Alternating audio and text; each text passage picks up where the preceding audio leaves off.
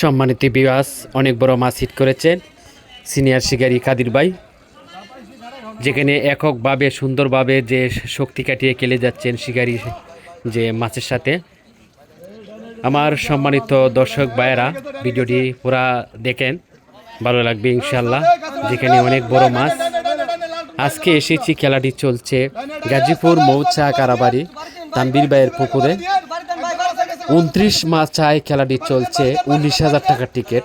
প্রতিটি মাচা মূল্যে 19,000 টাকার টিকিট।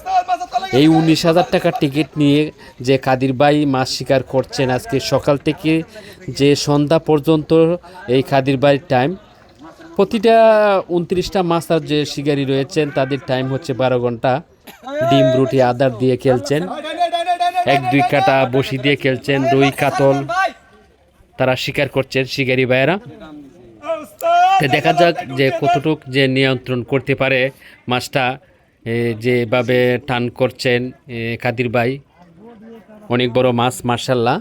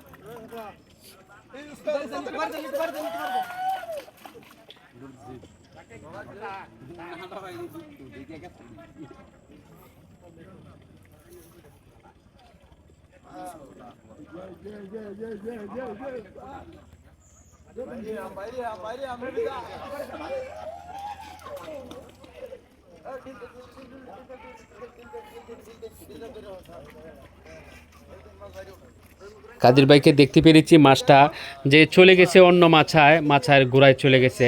এখন কাদির ভাই মাছা ছেড়ে চলে যাচ্ছেন, যেখানে মাছের যে একটা টানে শিকারি মাছা ছাড়তে বাধ্য হয়েছে। তো দেখা যাক মাছটাকে ওই মাছা থেকে যে গোড়ায় আনতে পারে কিনা। দর্শক আপনার একটা মজার ব্যাপার দেখেন কিভাবে যে বসি গোড়াইতে হয়। আপনারা এটা শিখে রাখেন যে কখনো মাছ শিকার করতে গেলে যে এরকম যে পদ্ধতিটা জানা থাকলে ভালো আছে। দেখতে পাচ্ছেন মাছার তল দিয়ে এত বড় বসিটা যে কাদির ভাই নিয়ে আসছেন, মার্শাল্লাহ। অনেক একটা অভিজ্ঞ ধারণা আজকে আমরা শিখতে পারলাম কাদির ভাইয়ের কাছ থেকে, যে কীভাবে যে বসি তল দিয়া যে মাছার তলে দিয়ে ঘুরে আনতে হয়। দেখতে পাচ্ছেন মাছটাও অনেকটা বাড়ি দিয়েছেন, যেখানে মাছার থেকে সরিয়ে আসলো মাছটা। আমরা দেখতে পেরেছি যেখানে সহকারী রয়েছে মাছটাকে নেট কেচিং করার জন্য, নেট নিয়ে পাশাপাশি রয়েছেন কাদির ভাইয়ের পাশাপাশি রয়েছেন।